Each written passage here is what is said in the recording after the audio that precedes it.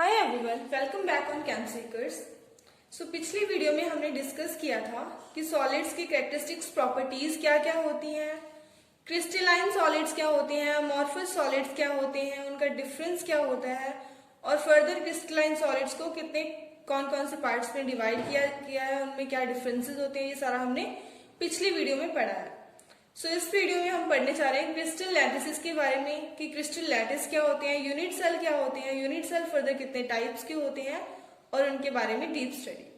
So start करते हैं first from the crystal lattice. Crystal lattice क्या होता है? 3D arrangement of lattice points in space is called crystal lattice. Lattice points की एक 3 dimensional arrangement को स्पेस में क्या बोलते हैं? क्रिस्टल लैटिस बोलते हैं। सो ये आपका स्ट्रक्चर होता है क्रिस्टल लैटिस का। क्रिस्टल लैटिस किससे मिलकर बना होता है? यूनिट सेल से। और जो ये पॉइंट्स होते हैं ये क्या होते हैं? लैटिस पॉइंट्स होते हैं। अब लैटिस पॉइंट्स क्या होते हैं देखते हैं। द कॉन्स्टिट्यूएंट्स पार्टिकल्स, एटम्स और ions which generate the unit cell are called lattice point. वो कॉन्स्टिट्यूएंट पार्टिकल्स, वो एटम्स या आयंस जिनसे मिलके एक यूनिट सेल बना होता है, उन्हें क्या बोलते हैं? लैटिस पॉइंट बोलते हैं। अब यूनिट सेल क्या होता है? Unit cell is the smallest part of the complete crystal lattice. इस पूरे क्रिस्टल लैटिस का एक छोटा सा पार्ट जिसको जब अपन रिपीट करते हैं, when repeated again and again in all possible direction result in the formation of crystal lattice. वो छोटा सा पार्ट जिसको हम जब रिपीट करते हैं तो एक पूरा बड़ा क्रिस्टल लैटिस बना देता है हर डायरेक्शन में रिपीट करने पे, उसे क्या बोलते हैं? यूनिट सेल बोलते हैं।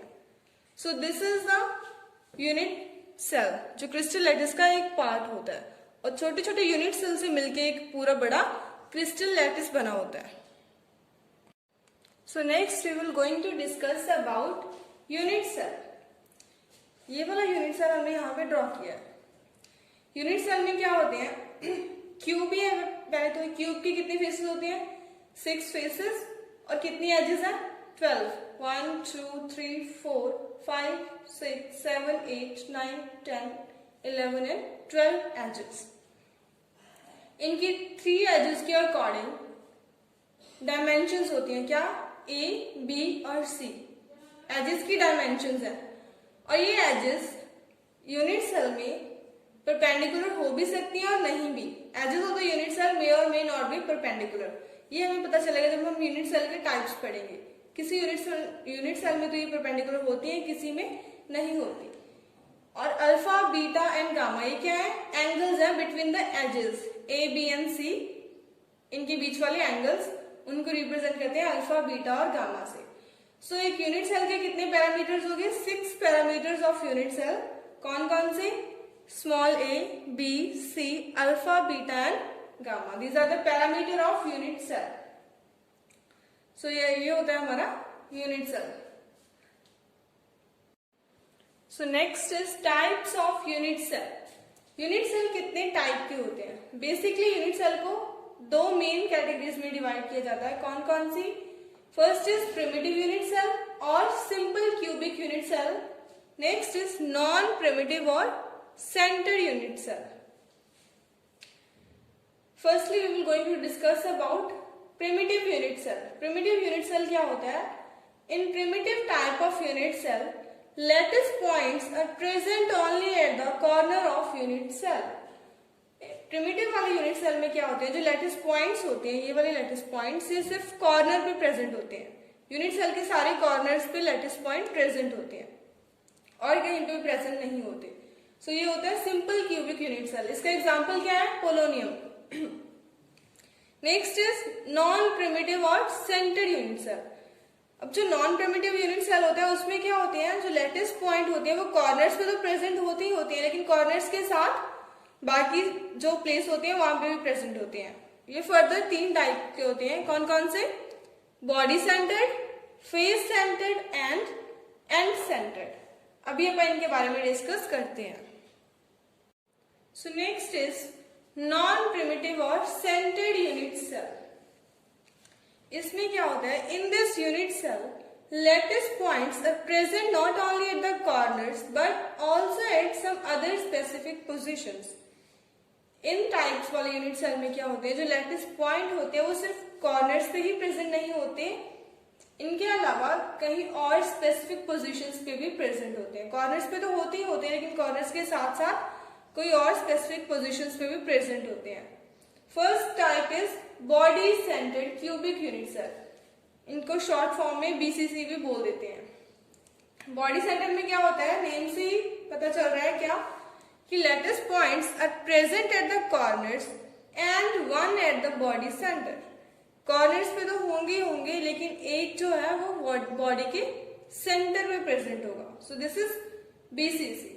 टोटल लैटिस पॉइंट्स कितने हो गए, 1 2 3 4 5 6 7 8 8 at the corners and 1 at the body centre. So total हो गए 9। So this is body centred cubic unit cell. So next type है सेंटर्ड यूनिट सेल की, कौन सी, face centred cubic unit cell, इनको शॉर्ट फॉर्म में FCC भी बोल देते हैं। फेस सेंटर्ड में क्या होता है, lattice points are at corners as well as one at every face. Corners पे तो लैटिस पॉइंट होते ही हैं, साथ के साथ हर एक फेस पे एक लैटिस पॉइंट प्रेजेंट होगा। कितने फेसेस होते हैं, 6 फेसेस, तो कितने एक्स्ट्रा लैटिस पॉइंट हो गए, 6। 8 कॉर्नर पे टोटल लैटिस पॉइंट्स कितने हो गए, 14। Next is end centred cubic unit cell.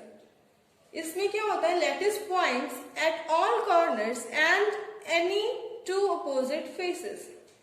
Corners पे तो लैटिस पॉइंट्स प्रेजेंट होते ही होते हैं, लेकिन साथ ही साथ कहाँ प्रेजेंट होंगे, कोई भी 2 अपोजिट फेसेस पे, वो ये दोनों हो सकते हैं, ये दोनों भी हो सकते हैं।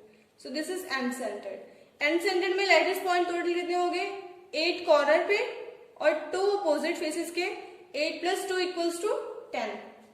So these are about the centered or non-primitive unit cells. Okay, next we have 7 primitive unit cell. हमारे पास क्या होते हैं, 7 primitive unit cells होते हैं, उनके बारे में हम पढ़ने जा रहे हैं। कौन कौन से होते हैं, cubic, tetragonal, orthorhombic, monoclinic, triclinic, hexagonal and rhombohedral. इनकी एक्सियल लेंथ्स बताई होती है, इनके इंटरफेशियल एंगल्स बताए होते हैं। अभी हमारे पास एक क्या चैलेंज क्या आता है इनको याद रखने का, कि हम कैसे याद रखेंगे इतना सारा कुछ, कि क्यूबिक में कौन कौन सी लेंस होती हैं, कौन कौन से एंगल्स होते हैं, बाकियों में कैसे होते हैं। सो इनको याद रखने के लिए मैं आपको बताने वाली हूँ एक सुपर ट्रिक, जो मैंने खुद ने अभी सीखी है, लेकिन बहुत ईजी है, उसे याद रखना। चलो करते हैं स्टार्ट। क्यूबिक। क्यूबिक में पहले इनको सबको ऐसे इस ऑर्डर में लिख लेंगे, इसी ऑर्डर में लिखना है। फिर एक्सिलेंस, आपको दिख रहा होगा मैंने सबको इक्वल इक्वल रखा है, लेकिन ये इक्वल होती नहीं है। इनको याद रखने के लिए हम क्या करेंगे, साथ में आप ऐसे 0 1 2, नीचे से भी 0 1 2 और बीच में 2 ये लिख लो। इसका क्या मतलब है, 0 मीन्स इसमें कुछ भी अनइक्वल नहीं है, 1 मीन्स राइट साइड से देखना होता है एक अनइक्वल, 2 मीन्स दोनों अनइक्वल, इधर से भी 2 मीन्स दोनों अनइक्वल, ये भी दोनों अनइक्वल, यहाँ 1 है तो ये अनइक्वल, 0 है तो कोई भी अनइक्वल नहीं है। सो इस तरह से हम करते हैं एक्सियल लेंथ्स को याद। अब आते हैं इंटरफेशियल एंगल्स पे। फर्स्ट जो अपन 3 लिखते हैं उनके तो अल्फा = बीटा = गामा 90 के इक्वल होता है सबका। मोनोक्लिनिक, मोनोक्लिनिक में क्या होता है, अल्फा और गामा तो इक्वल होते हैं, लेकिन जो बीटा होता है वो 90 के इक्वल नहीं होता। सिर्फ यही एक एंगल है जो आपको याद रखना होगा, बाकी आपके याद हो जाएंगे। ट्राइक्लिनिक, ट्राइक्लिनिक का आप याद रखना कि ये सबसे क्या होता है, लीस्ट सिमेट्रिक होता है। लीस्ट सिमेट्रिक मीन्स ना तो इसमें कोई एक्सियल लेंथ इक्वल होती है, ना ही इसमें कोई भी एंगल आपस में इक्वल होता है, ना ही कोई भी एंगल 90 के इक्वल होता है, मीन्स सारे अनइक्वल। नेक्स्ट है हेक्सागोनल। हेक्सागोनल की ये तो आपको पता चल गई, इसको कैसे याद रखेंगे, इसके लिए आप हेक्सागोनल का स्ट्रक्चर याद रख सकते हो। बहुत इजी स्ट्रक्चर है इसमें, ये वाला आपको दिख रहा होगा, अल्फा और बीटा नीचे वाले क्या है, दोनों 90 वाले एंगल है, और ऊपर वाला क्या होता है, गामा वाला एंगल है, वो क्या है, 120 का एंगल है। So alpha beta = 90, gamma = 120। Next है रोम्बोहेड्रल। रोम्बोहेड्रल का कैसे याद रखोगे? रोम्बोहेड्रल का आप याद रखना कि टिल्टेड क्यूब वाला स्ट्रक्चर होता है, ऐसे वाला। इसमें आपको दिख रहा होगा ना, कोई भी एंगल ना तो आपस में इक्वल है, ना ही कोई भी एंगल 90 के इक्वल नहीं है, लेकिन सारे एंगल क्या है? आपस में इक्वल है। Means alpha equals to beta equals to gamma not equals to 90, tilted cube. अभी इनको एक ऑर्डर में याद रखना है। कैसे याद रखेंगे कि इनको इसी ऑर्डर में लिखना है, वो देखते हैं। इसके लिए आपको लिखना होगा एक सेंटेंस। कौन सा? Cute are mother.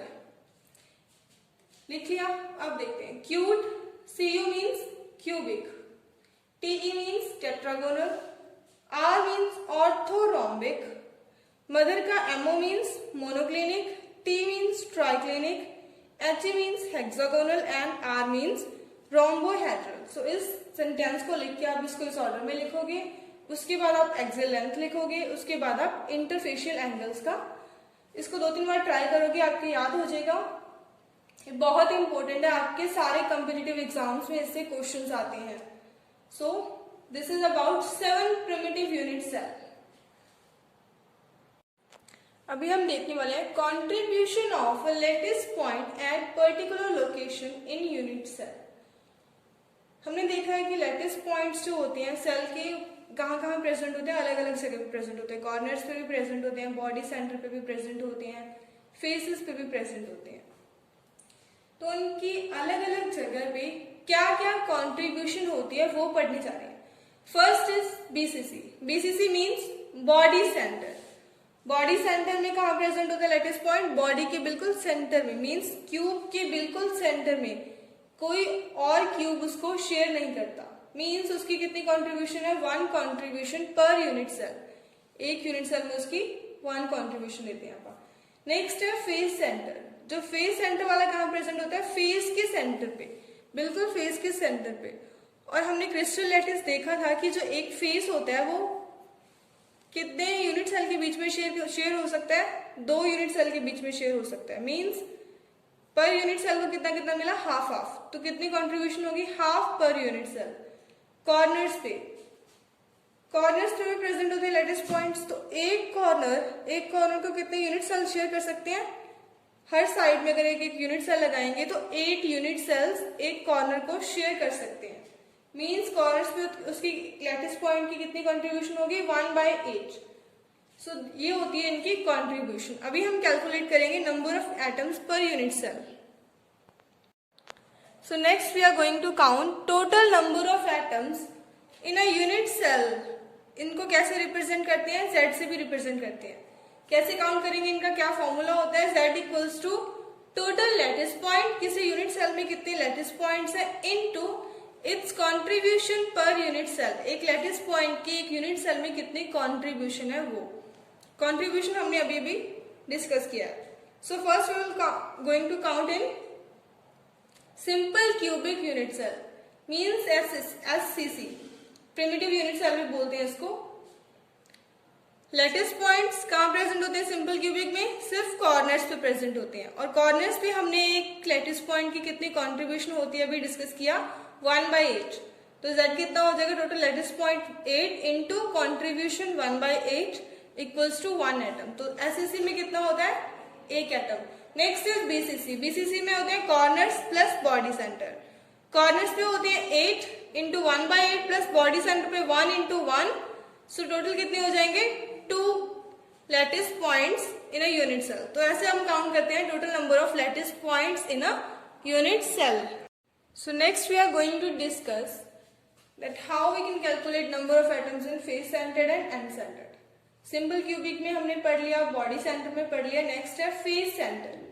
Face centre में क्या कहाँ कहाँ होते हैं लैटिस पॉइंट्स? कॉर्नर्स पे और ईच फेस पे, एक एक हर फेस पे। तो फेस कॉर्नर्स वाले तो हो जाएंगे 8 इंटू 1/8।